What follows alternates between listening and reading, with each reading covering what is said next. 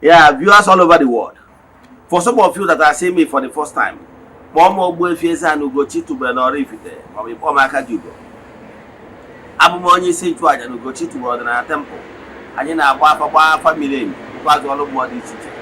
Abụkwa ezigbo onye isi nchụaja na ọdịnala Restoration Evangelical Mission, bụrụ onye mgbasa ozi ọdịnala Igbo. So you can call me a priest or an evangelist. I will answer. My mission is to help people live better life. N'ụbọchị taa n'oge awa nke eziokwu, isiokwu anyị ji bịa n'ụbọchị taa bụ all you need to know about abomination. Alụ. All you need to know about abomination. Alụ. Anyị wee kwuo na alụ bụ alụ, etu o si wee dị n'ọnụ. Alụ. Alụ bụ those abominable acts that is against the natural laws that governs the universe. I have told you times without number. Na Chukwu Okike after Okechara the entire universe. After Okechara the entire universe. Na Chukwu Okike kere the laws, the manual, the other earth manual. Manual sa bụ ihe ọ ga-abụ mmadụ mee ọ dịrị mmadụ mma. Ihe mmadụ na-agaghị avoid. Example, every manufacturer do produce the manual of how you can utilize that particular manufactured thing and have peace of mind. So Chukwu Okike pụrụ ime ihe niile is the unmovable mover. He's the creator of the entire universe, and he developed manual and gave man JT what man must do in order to succeed massively. So if you apply that principle, that manual, you will enjoy this world to the fullest. Yes. The same way the car manufacturers, after manufacturing the car, they develop manual telling you what and what you must be doing in order to enjoy that particular car to the fullest. And whenever you go against those manufacturing laws and manual, you have yourself to blame. So what am I saying in essence is this. Those manual is what contained in what we know today and call 10 Commandments. That 10 Commandments is ihe a na-akpọ nsọ anị ma ọ bụ iwu ọdịnala. That 10 Commandments bụ don't do this. That 10 Commandments agwara m unu na relationship gị na mmadụ on earth, the vertical and horizontal, na etu omume ị na-eme na ndụ ị na-ebi si wee gbasa gị na ụmụ mmụọ na Chukwu Okike pụrụ ime ihe niile. Ya na etu omume na akparamagwa ị na-akpa wee gbasa mmadụ, ikwu na ibe gị na ndị enyi. So that iwu Chukwu contained is divided into two. From iwu nke Chukwu nke mbụ ruo n'iwu nke ịtọ bụ etu o si gbasa gị na Chukwu Okike pụrụ ime ihe niile, personal devotion that connects you and Chukwu. Nke mbụ abụ m na Chukwu ga-enwe na Chukwu ọdọbele sọ m. Nke abụọ ga-enwe na afa Chukwu na nkịtị. Nke ịtọ, remember to keep the holy day or any choosing day of obligation.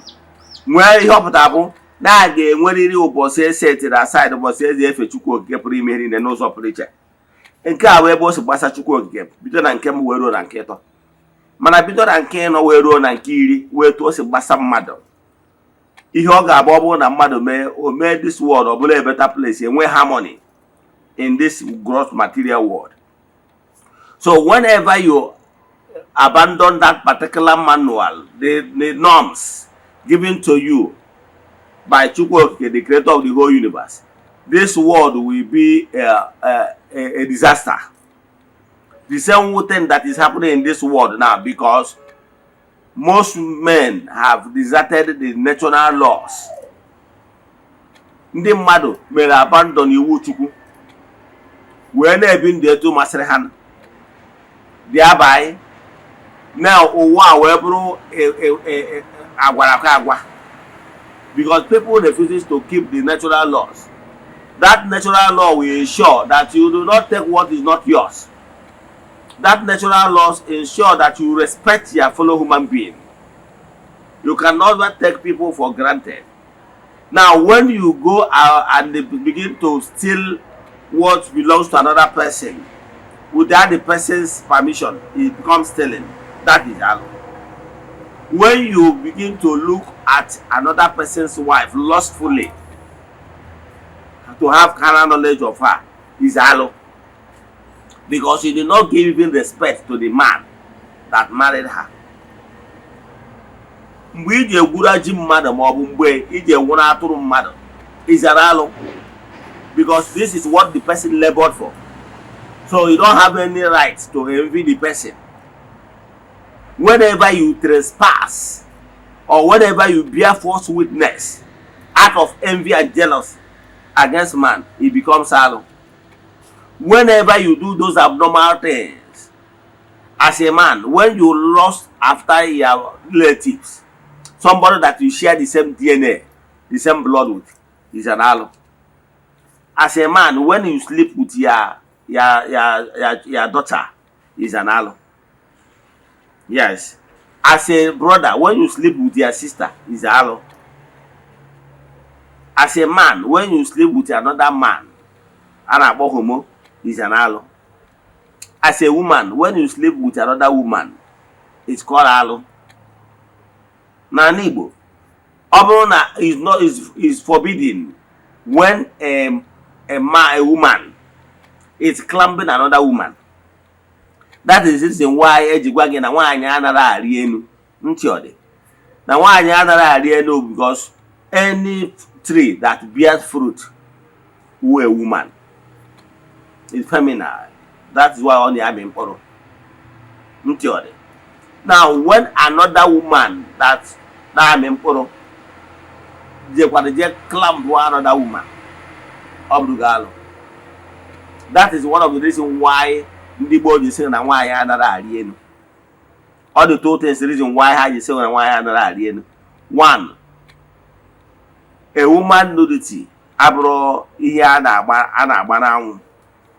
Maka na nwaanyị nwere ihe nwaanyị dị ebube. So, wants to protect the integrity of woman.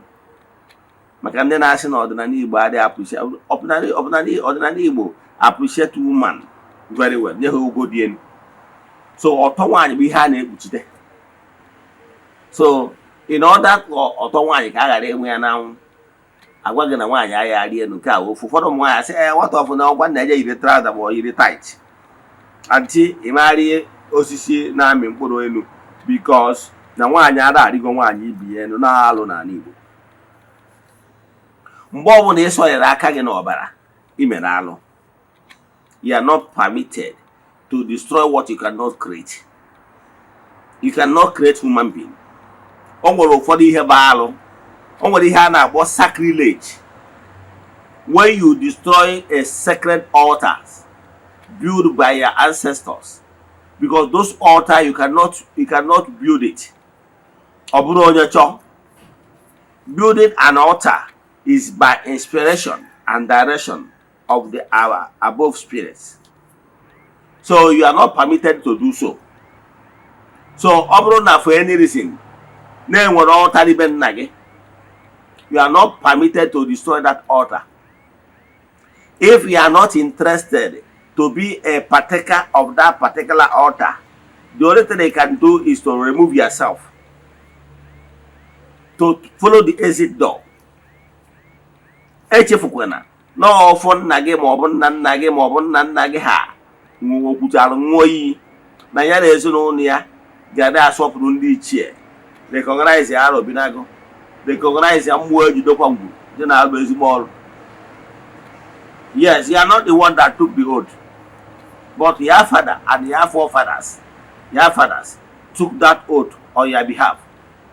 So if for any reason you are not interested in that oath, it's a simple thing. It's not for you to go and destroy the obi or destroy the altar. No, you are not permitted to do so. Kubi obi na resource na ta na nyaba altar di men na you draw interested. You draw interested in whatever way. You don't want to be a partaker of that altar. You don't want to be a partaker in that altar for good or for worse. ịghọtara ya that taa na gị nwa bụ onye na-eto onye Ifeanyị Okeke n'ihi na-ewepụ onwe gị na any ancestral altar na taa na ọ gbasarọzi gị ha ribe eribe ṅụba aṅụba ha akpọna gị na gị nwa ribekwa na-eribe ṅụba aṅụba na ihe akpọ ha exit out ntị ọ dị mana you are not permitted to go to that altar and commit what is called sacrilege. Iri ihe dị asọ once ị merie ịkọmit ga-alụ ọsọ ya bụgoro altar ewubelu n'ụmụnna gị dịka okwu a na ụmụnna gị ma ọ bụ okwu mmụọ ụmụnna gị. You are not permitted to go there and commit any dastardly act maka ịba na ụgwọ ka a ghara ịmanye gị na mmụọ. In creation, let me tell you the laws of one of the laws in homogeneous species. Yes. All the power, the egolo. If for any reason you are not interested in any altar, exit yourself out. Maka no okwu ọnụ ka eji wee tinye gị na ya bụ ọgbụgba ndụ. Okwu ọnụ nna gị ma ọ bụ nna gị ha kwubiri ka eji banye na ya bụ ọgbụgba ndụ. Now you need the pastor, you need anybody. You need self-consciousness. Na gị nwa na onwe gị Ifeanyị Okeke na edoro na ya bụ ọgbụgba ndụ ọbụla agbarụ na ngwuru wee tinye afa gị dịka nwa ya amụta na ya bụ ezinụlọ ma ọ bụ nwa amụta na ya bụ ezinụlọ na edoro interested. Ha ribe eribe ṅụwa ha kpọna gị iribekwa na ihe akpọfa that you are off. But please and please, for the fact that you have already uttered these words, mmanya egbukatakwana gị ijewe na ya bụ altar maka na that altar will treat you as a nobody because you are the one that gụpụrụ onwe gị. Maka ndị Igbo na-atụ ilu si na azụgburu onwe ya tinye n'ọnụ agụ iyi onye ka ya ajụ ihe mere ndị a. If you are not want to be a partaker of that altar, just exit out. You don't need to go and commit abomination. Because once you go there and commit any abomination, ịmaghị onwe gị. Ọnwego ọtụtụ ndị mmadụ ọ nara n'iyi. Enwere one of my uncle nọ n'obi anyị today okologo maka na ọ nwere oge o ruru na nwa ụdị ọkpara nọ o wee je mebie obi titi obi gbaa ọfọ ọkụ mee nna ya bụ the then Eze-Ana akaje were aka ya aka ofeke jeghebie njata ọkpa mee those abominable act were ọfọ arụsị obodo ndị n'aka nna ya maka na nna ya bụ the oldest then jesu ọkụ. Today ọ na-agbaala today dị ọkpara ya gbara ala nwụrụ ada ya nwaanyị na-agbaala dị ụta nwa na-agbakwu ala ntị ọ dị. Ihe na-achị kọwara gị don't go and put your hand n'ihe ihe emewu maka mgbe o rechi ya ịchọwa pastọ ịchọwa spiritualist ga-enyere gị aka o ruo na ụdị akwọ m aka pilot maka na mmadụ ahịa bụ akpụ nkọrọ bịara nnapụ begide bugalụ. Gịnị ka m na-ekwu maka ya? Ihe ọbụla bụ abomination na generation a ka a na-afụ ebe nwa na-edine nne. Who does that? Nna na-edine nwa. Ihe niile awa alụ. Ndị mmadụ gaa n'ihe ọbụla ọtụtụ ndị mmadụ na-eke ime na-eme ihe dị iche iche. Ọfịa na-asọ nkata nye efu n'elu maka mgbe o rejiere chọwa onye na-eme gị ịkọmiticha ọdụzọ alụ mgbe o bido onye mee nsogbu kpọchiwere ụzọ maka na asụbụrụ onwe eti n'ọnụ aka iyi onye ka ya ji ihe mere ndị ya. Ihe igbutere na ọja gị na imi n'ọnụ gị mgbe ị kọmiti those dastardly act alụ n'ụzọ gị mgbe ị bido taba dị afụfụ so enu maka na whatever you sow in creation you reap. Galatians 6:7. Go and read it. Or say, I quote, God cannot be mocked. Whatever you sow, so shall you reap. Mgbe ị ga-ebido reap wezie ajọ akparaba agwa na ajọ mkpụrụ ịkụrụ ịchọwa onye ya asị na ọnya na-eme mana onwe onye mere onye kwa onye mere ibi ya mana kịta ị na ha eme ọ na-atọ gị ebidosi ọ na-atọ mana mgbe ị ga-efesi consequence but the problem ọ gburu anwere ụbụla ha na-ekwe take responsibility for their shortcomings. If you are boldly commit alụ, we boldly face the consequence. Ije kpụọ alụ and manakwa ịkpụ alụ abụrụkwa confession. Ịkpụ alụ abụrụ ihe ọ ya abụ ije kpụcha alụ tata echi imekwa ọzọ nwanne echi je kpụọ alụ ihe deceiving yourself. ya before agent na-ekwe nkwa ihe imelụ na-ede sorry bekọpa ha biko ha nyere gị aka n'ihe emezi ọzọ ọhịa ọnwụ. Mana ọ bụrụ na ịtọ ọnụọ ịkpụ alụ dịka confession ihe butere ọja gị n'imi na ọnụ gị dịka descendant of ndị na-akpụ alụ ọlụ anyị wee kpụ alụ dọbie gị aka na ntị ga-emezikwa n'ọzọ ihe butere na ọja gị n'imi na ọnụ dịka nsikwu. Ka m kwụsị ebe a. Inwe ajụjụ na nkụzi ma ọ na ịchọ ka agbalụ gị afa miri emi, chat me on WhatsApp 08057837672 or 08138243871. Asịgodo ire na arụ ị na-eme na mee soro kpọ ya afa asị na ọ ga-asị ma na ọ bụ alụ wepụ aka enwe n'ofe maka ụkwụ gị aka mmadụ. Let us pray.